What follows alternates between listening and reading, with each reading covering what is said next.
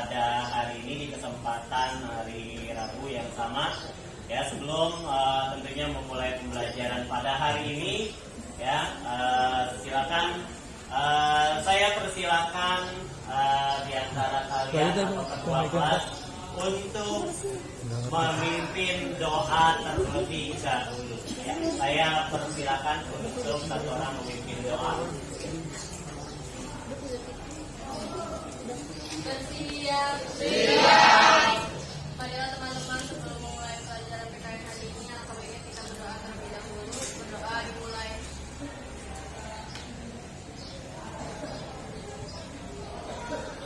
Amin. Berdoa selesai. Ucapkan salam. Assalamualaikum warahmatullahi wabarakatuh. Baik, terima kasih Nadiska ya yang memimpinnya. Mudah-mudahan buat kita semuanya. Ya, amin ya Rabbal. Baik, sebelum belajar tentunya nggak lupa saya absen terlebih dahulu ya. Ya, untuk absennya silakan yang saya absen nanti di bilang hadir ya. Abista, Renalin, Aisyah, Dira, Elvira, Meriska, Haikal, Isam, Gesya, Laras, Muhammad Rafi, Mutia, Nabila. Nyanyikan lagu Indonesia Raya dulu ya. Silakan berdiri dan dikeluarkan suaranya.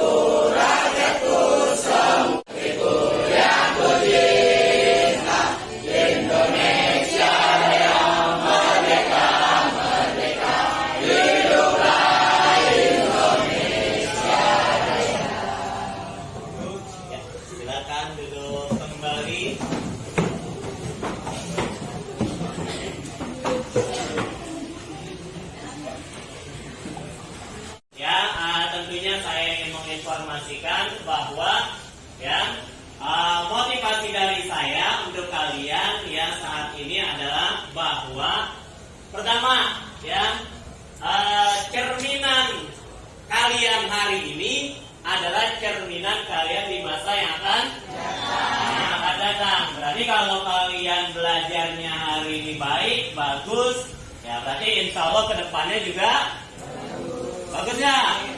Ya, sepakat sampai sini? Setuju? Kita ganti. Kalau saya bilang sepakat, kalian setuju. Saya bilang setuju, kalian sepakat. Biar konsen lagi ya. Sepakat? Setuju? Sepakat. Dibaca. Silakan nomor 1. Ayo, silakan. Ya, silakan dibaca, boleh. Pembelajaran nomor 1, melalui pembelajaran dengan model problem based learning, siswa diharapkan dapat menyatakan rasa syukur dan melaksanakan perilaku orang beriman dalam praktis perlindungan dan penegakan hukum untuk menjamin keadilan dan kedamaian. Ya, nomor 2 silakan Salim. Ya, silakan bisa. Nomor 2, melalui pembelajaran dengan model problem based learning, siswa diharapkan dapat memiliki perilaku jujur dan bertanggung jawab dalam praktik perlindungan dan penegakan hukum di tengah masyarakat. Iya. Terus nomor 3 gantian. Ya silakan. 3. Melalui penayangan video dan gambar, siswa dapat mengkritisi praktek perlindungan dan penegakan hukum dengan tepat. Ya, 4-nya. Pak. Ya, siapa? Oh ya, Mutia, silakan Mutia. 4. Melalui kegiatan diskusi, siswa dapat memberi argumen pentingnya perlindungan dan penegakan hukum dengan bahasa yang komunikatif. Baik, terima kasih ya dua teman-temannya yang sudah membaca.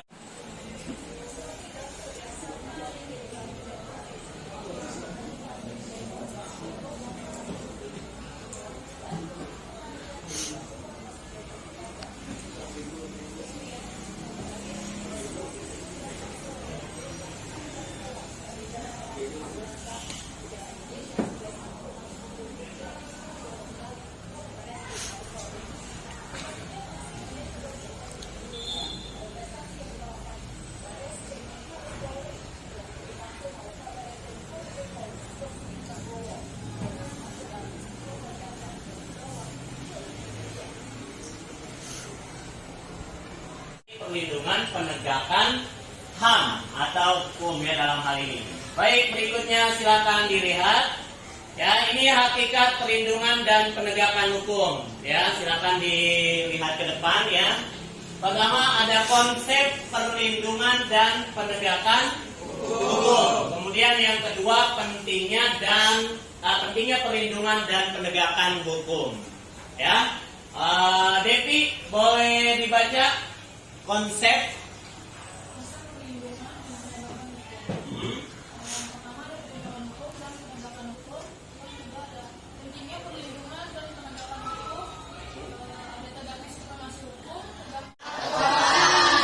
Ada yang cita-cita menjadi polisi? Ada? Satu orang doang? Satu orang? Ada? Ada yang orang tuanya polisi? Ada? Gak ada ya kelas ini ya? Ada? Mau bapak kamu polisi, terus kamu pengen jadi polisi juga? Apa? Bagus. Ada yang pengen jadi jaksa?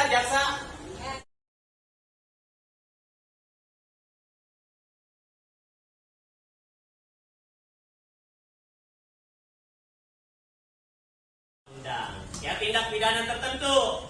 Berarti kita ambil contoh, misalkan tawuran pelajar.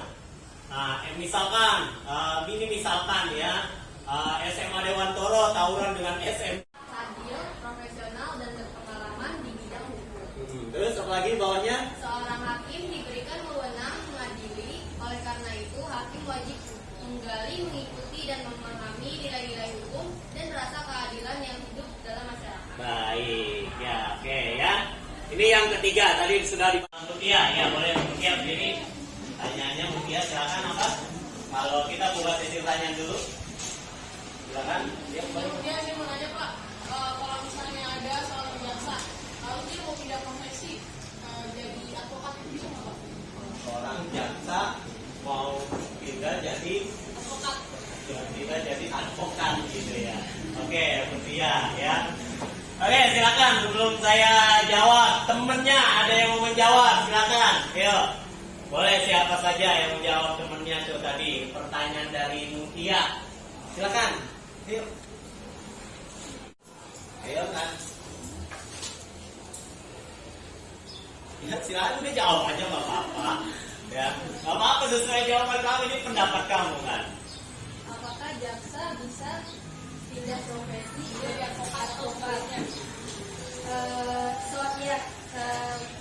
Pendapat saya, seorang jaksa itu dapat pindah ke advokat karena hal itu diatur dalam pasal 3 ayat 2 Undang-Undang Nomor 18 Tahun 2003 yang menyatakan bahwa setiap orang yang memiliki keahlian dan pengalaman di bidang hukum yang berlatar belakang pendidikan tinggi hukum dan telah mengucapkan sumpah advokat sebagaimana dimaksud dalam pasal 2 ayat 1 berhak menjadi advokat.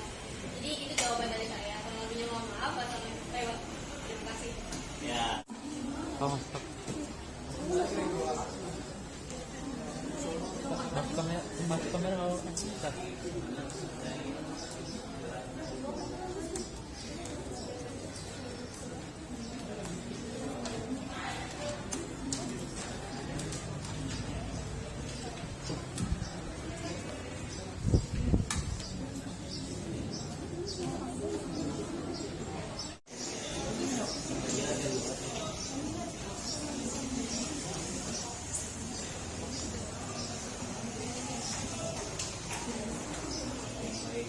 Saya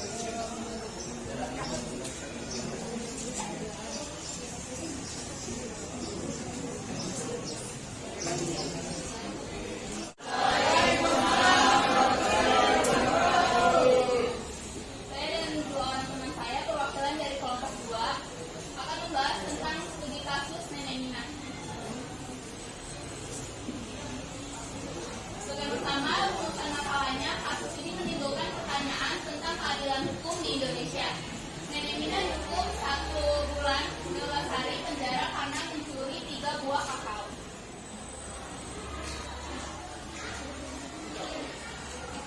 Padahal hanya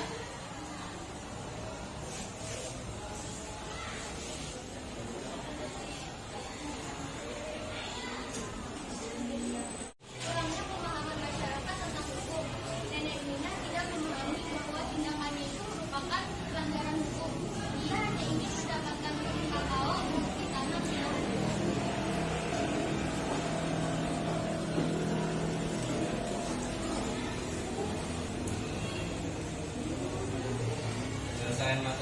Penyelesaian masalah Nenek Nina memetik kakao dapat dilakukan melalui yang pertama pendekatan hukum, yang kedua pendekatan Pertanyaannya akan disampaikan. Saya mau tanya ke kelompok 2, apakah penerapan restoratif justice dalam kasus Nenek Nina dapat menjadi solusi bagi kasus serupa di masa depan? Pertanyaannya akan kami cobakan berbeda. Bagi masyarakat miskin dan rentan, 2 penerapan hukum yang adil dan proporsional, 3 keseimbangan sosial dan ekonomi, yang keempat kesadaran hukum masyarakat. Identifikasi faktor penyebab. Yang pertama, kesalahpahaman Nenek Nina tentang hukum. Yang kedua, ketidakadilan dalam penegakan hukum. Yang ketiga, Nina dapat menjadi pelajaran bagi penegakan hukum di Indonesia. Terima kasih.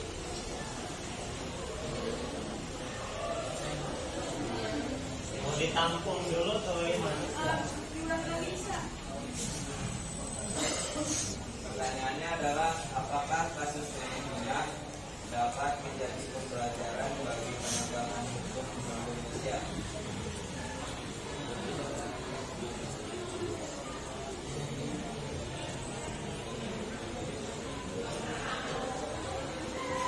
Satu dan dua, maaf, bukan 4. Kalau kelompok 1 dan 2, ya sama-sama udah bagus tuh tadi. Ya, mulai dari identifikasi masalahnya, kemudian mulai juga dari penyelesaian masalahnya. Walaupun akhirnya di sana muncul. Tadi kan ada pertanyaan-pertanyaan juga dari teman kalian. Ada pertanyaan, apakah kasus yang seperti itu bisa menjadi dampak bagi kasus-kasus yang lain? Artinya apa? Penegakan hukum yang lain. Ya, tadi dijawab oleh teman-temannya. Dan itu sesuai dengan undang-undangnya yang berlaku, maka pasti jelas setiap tindakan pelanggaran hukum harus mendapatkan sanksi. Tentunya sesuai dengan apa? Undang-undang. Nah, sesuai dengan undang. Ini akan dijawab ya, mewakili pertanyaannya. Yang dari kasus yang tadi, nih, siapa? Nenek siapa? Kalau di antara kalian ada nanti suatu saat menjadi seorang penegak hukum, ya, kira-kira kalau kasus seperti ini berulang, apa yang kalian lakukan? Silakan. Boleh siapa aja.